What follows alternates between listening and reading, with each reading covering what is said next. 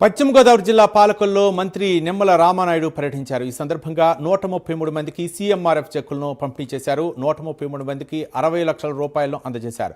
కూటమి ప్రభుత్వం పేదలకు అండగా నిలబడిందన్నారు. కులాలు, ప్రాంతాలు, మతాల మధ్య జగన్ చిచ్చురేపి గొడవలు పెట్టాలని చూస్తున్నారని మండిపడ్డారు నిమ్మల.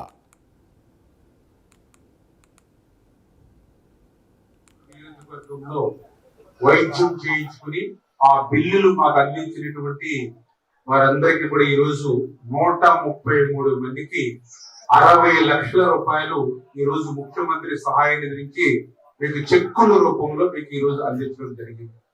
ఈ రోజు వరకు మన నియోజకవర్గంలో ఈ సంవత్సరన్నర కాలంలో చూస్తే ఇప్పటికీ 10,44 లక్షల రూపాయలు ముఖ్యమంత్రి సహాయ నిధి నుంచి మీకు చెక్కుల రూపంలో తెలుగుదేశం, జనసేన, బీజేపీ కూటమి ప్రభుత్వం మీకు అందించడం జరిగింది.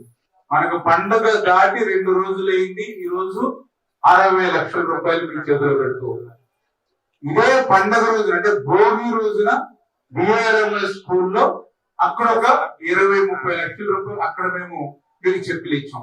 అంటే సంక్రాంతి పండుగ రోజులు కూడా మేము ఎవ్వరం కూడా విశ్రాంతిగా లేకుండా భోగి రోజుని మీకు చెక్కులు ఇచ్చాము, మొక్కల రోజున కూడా చెక్కులు ఇస్తూ ఉన్నాం. అంటే అదేవిధంగా ఈ రోజు ఆదివారం. అంటే ఎంత పెద్ద ఎత్తున